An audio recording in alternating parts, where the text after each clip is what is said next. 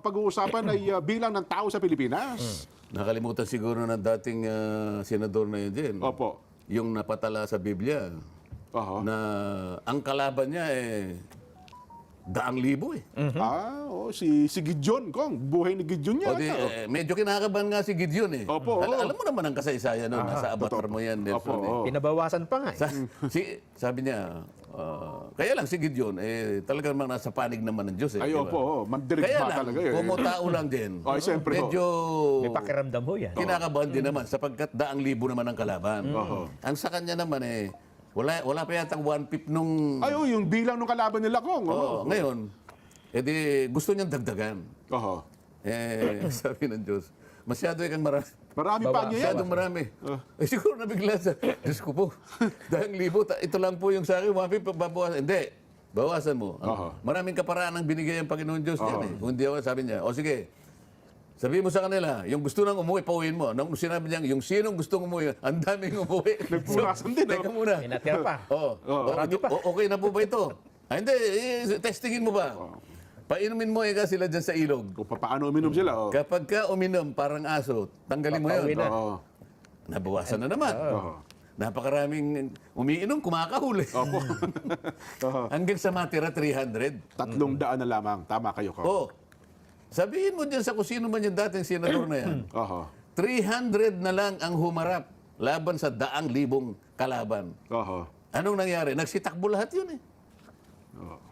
Tama kayo, Kong. So, hindi yung dapat maliitin yung maliitang bilang, Kong. Na, Ako sinasabi ko lang naman yung napasulat din. Wala naman akong ibang sasabihin. ayun. O Nelson, Naghahamon naman yung isa pang senador. Dalawa din din eh. Meron pa ba? Babae yan sinasabi. Ito, lalaki eh. Oh. Magra-rally din kami, sabi. gusto ko mag-rally nga. Sa EDSA daw sila eh. Sige nga, magkaalaman nga tayo. Tignan natin kung kaya din nila, no? Diyos ko. No. Kayo, puro tangka kayo. Oho. Oho. Wala nang problema kung mag-rally kasi. Meron nga karapatan nag-react nila. din eh. Kaibigan ko eh. Opo. Kilala mo si Larry Gadon. Opo. Opo. Pinadala lang naman sa akin eh. Opo. Pinadala sa akin. Hindi ko nababasahin, medyo... Pero sa gist niya, Opo. si Congressman Marcoleta, hindi mananalo yan. Ganun ba sabi? Hindi mananalo yan kasi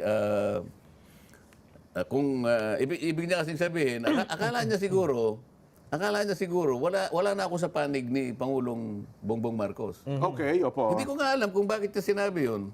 Kasi kanya, pag sinabi mo yung mga kay Duterte, hindi kakayanin yan eh.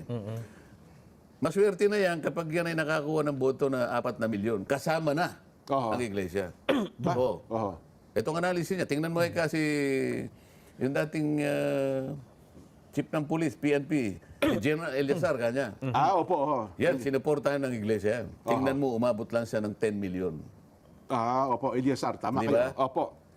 Last elections po, Hindi ba si Larry Gadon palagi niya sinasabi, bobo kayo eh. Opo, totoo yun. Doon sa sumikat Oo. Alam mo, lumilitaw siya yung bobo eh. Opo. Kaibigan ko ito eh. Totoo po, totoo. Last elections, lagi kayong magkasama rin yan. Kaibigan ko naman yan. Hanggang ngayon, Hindi ko nga malaman kung bakit siya nagsalita ng ganito. Opo. Ngayon, napatunayan ko na bobo siya. Sinabi niya 4 million. Hindi pala marunong sa math eh. Oho. Hindi niya nakakita, may zero yun eh, 40 million yun. Ganun o. 40. Iwanan natin yan. Tama. Di ba? Di ako naman, minsan, alam mo minsan, si Atty. Larry Gadon ko ngayon, unawain na lang natin ko. Hindi, bakit? No. Bakit niya ikukonclude na? Bagamat hindi niya sinabi ron. Bakit? Opo. Ibig ba niya sabihin si Pangulong Marcos galit sa akin? Hindi totoo yun. Opo. Baka hindi niya alam. Siya kapag nakita ni Pangulong Bongbong yan, maraming pagkakataon magkakasama kami, hindi man niya pinapansin yan eh. Ganun ba? Oo, maski na nung nangangampanya kami, maski na ngayon. Si Pangulong Bongbong, alam ba, nakita kami sa isang piging o kaya sa ano. Pag nakita niya ako, gagawin, pupunta, nagbubulungan kami. Oho. Oh. Baka halimbawa, isang araw magkita kami. Halimbawa, bubulungan ako halimbawa. Huwag mo na kang pansinin si Larry. Bakit? Kalaban ko ba ang Pangulong Marcos? Ay, hindi. Wala akong sinasabi laban sa... Nakita mo yung rally na yun, sinuportahan pa nga natin. Ibig sabihin, binigyan natin ng diin na yung kanyang opinion tama. Tama po yun, tama. Paano mo sasabihin na tayo'y laban doon sa opinion ng Pangulo? Oho. Yun na po ang hindi matanggap ng marami kong Yung opinion niya sa atin ay tama. Oho. Tama. Sapagkat Kaya sino man nga, Pero talagang sa tama mga ko. kasamahan niya, mali ito. O, baka siya magalit ngayon kayo. Ikaw naman kanya ganun. Bakit sinabi mong 4 million? Hindi mo, bakit? Kalaban ko ba si Kadante ang tawag sa akin ng presidente? Kasi nga, kaya ako sinasabi ito, minsan nabubulungan ako. Nung magkita kami sa Papi, yung kanilang anniversary. Po, yung mga yung publishers. Oo, Opo. ang sabi niya, nakita niya ako sa audience. Oh, Kadante is here. The defender of congressional traditions. Yes. Alam mo, Kadante, kanya, pinapanood kita. At masaya ako pag napapanood kita. Bakit sasabihin ngayon ni Larry Gadon na tapos nung ako'y bumaba, binulungan na naman niya ako. Pinagtulong-tulungan ka. Oo nga po eh. Mga ganyan lang naman ang ano dyan. Oo. Totoo.